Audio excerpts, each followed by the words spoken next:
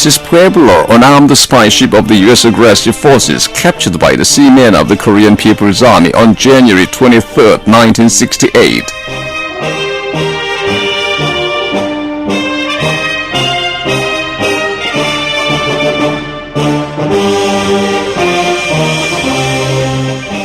These are the crewmen of Pueblo. They were 83, including 6 officers. But one of them was killed at the time of capture as he attempted to resist.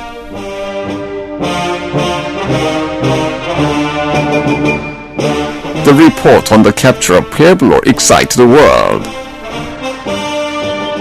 A foreign report said the capture of a U.S. warship by another nation is a surprising event unprecedented in history. What will be the answer of the United States that claims to be a superpower? The then U.S. President Johnson, with an air of surprise, said Pueblo was a civilian marine research vessel which was operating on the open sea. And he went on, the capture of Pueblo and its crew was a violation of international law.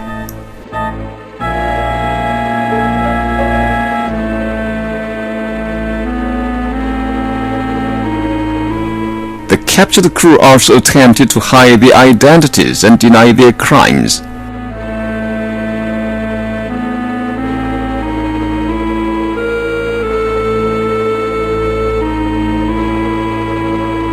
But the materials captured on the ship proved their crimes.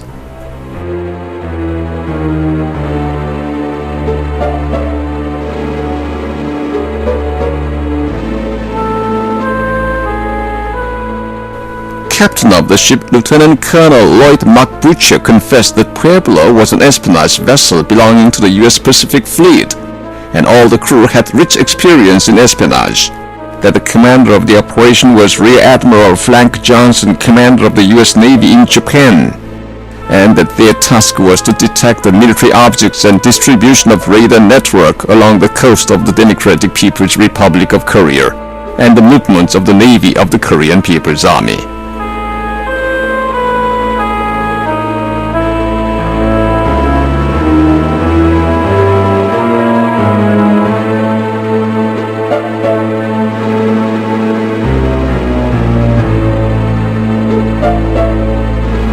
Lieutenant Stephen Robert Harris, a research officer, said that they had left the port of Sasebo in Japan on January 11, 1968, and as soon as they had entered the waters of the East Korea Bay, they disguised the ship as a civilian research vessel and started an operation.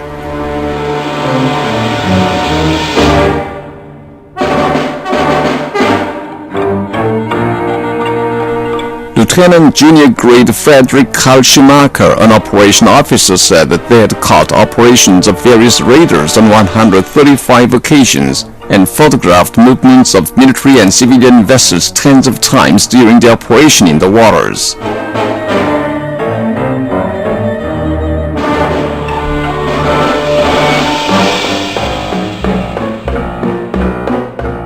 Lieutenant Edward Lance Murphy, an administrative officer, said that their captain, upset with no tangible success, ordered them on January 23rd to approach Wonsan closer, and so they had come closer to Wonsan and committed acts of espionage.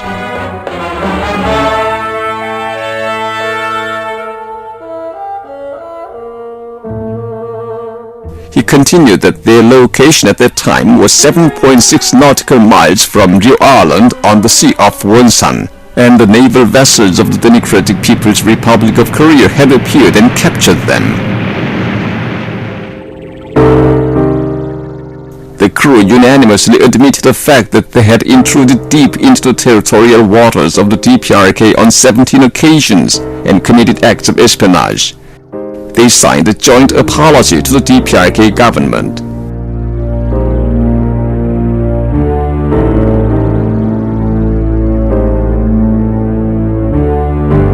As a result, the statement of President Johnson of the United States proved to be a pure lie.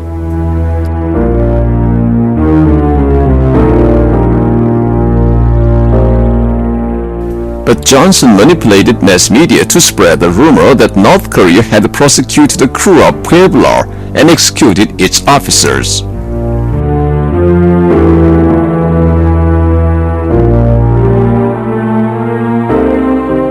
that at that moment, those officers were writing an open letter to their president.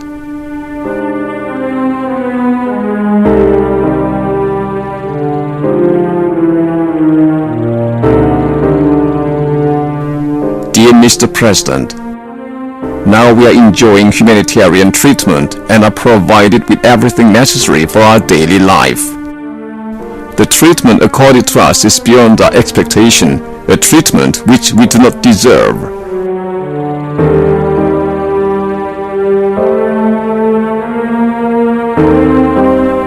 But the brazen-faced United States brought the Pueblo incident to the UN Security Council to shift the responsibility upon the DPRK.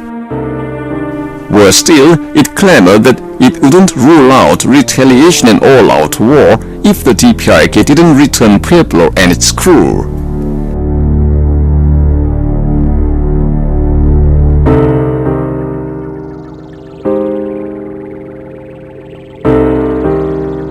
At the same time, it brought large forces including the nuclear-powered aircraft carrier Enterprise to the areas around the DPRK to bring it to its knees.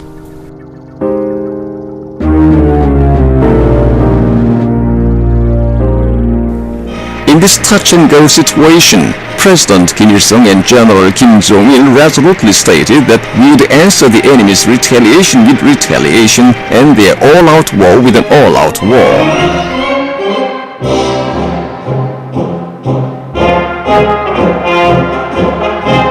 Many countries of the world support the revolutionary stand of the DPRK and condemn the United States.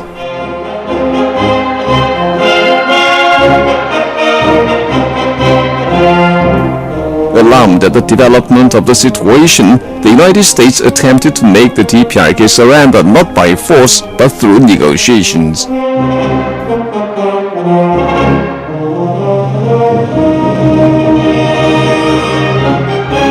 On the instructions of General Kim Jong-il, the DPRK government stated, "The US government must bear responsibility and make an apology. Then we'll return the prisoners, but we cannot return Pueblo as it is our trophy." This drove the US government into a tighter corner. At the time, there was a press conference with the crew of Pueblo in Pyongyang at the request of the journalists from various countries who came to celebrate the 20th anniversary of the founding of the DPRK.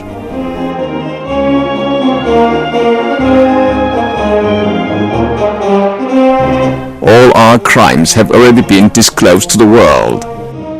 Unless the US President and government apologize to the Democratic People's Republic of Korea government, we will be brought to trial according to the laws of this country and be sentenced either to death or long-term imprisonment.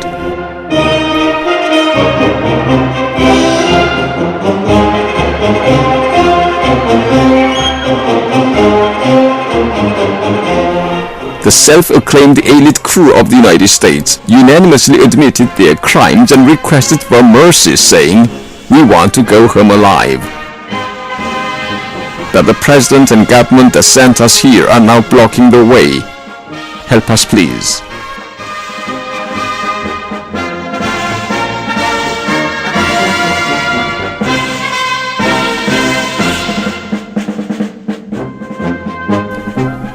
Lionel Martin, an American journalist, said that he felt ashamed as an American listening to what the prisoners were saying, and that the US president and government must not only apologize but also assure the DPRK that such things would not happen again.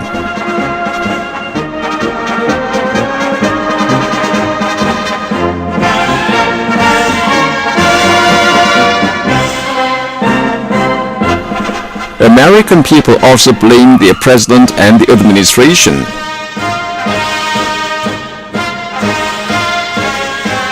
This threw the president and administration into utter confusion. On December 23, 1968, 11 months after the capture of Pueblo, the United States gave in and made an official apology.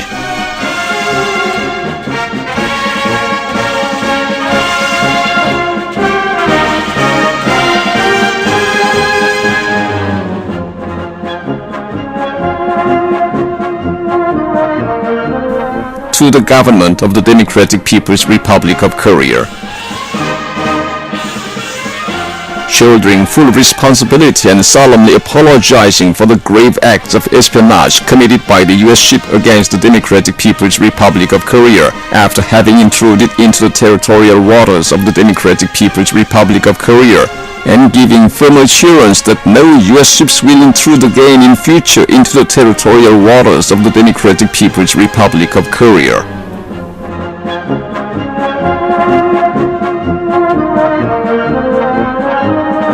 The U.S. representative was so confused that he even forgot to write the date in the document. He wrote the date hurriedly urged by our representative.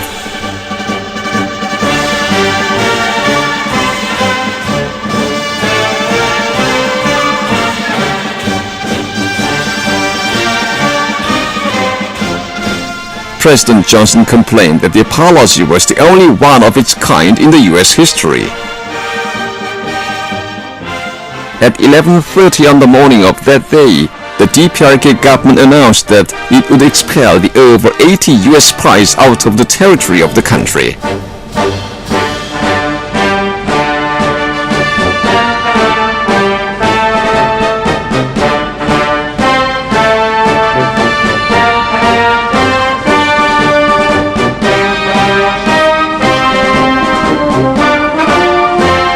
The aggressors who had lorded it over everywhere in the world are being driven out of the DPRK.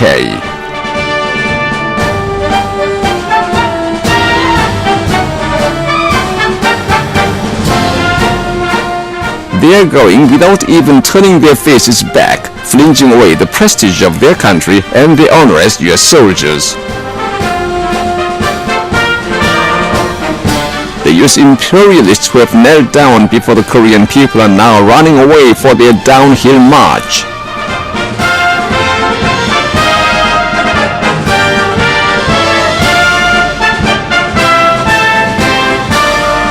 The people of the world unanimously said the myth of the mightiness of the United States was shattered again by the heroic Korean people.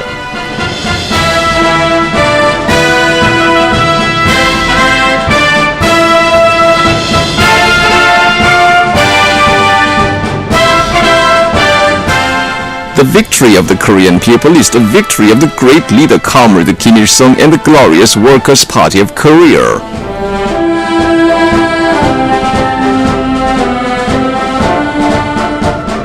Many years have passed since the Pueblo incident, but Pueblo, a witness to history and trophy, will testify century after century to the crimes of aggression committed by the U.S. imperialists against the Korean people.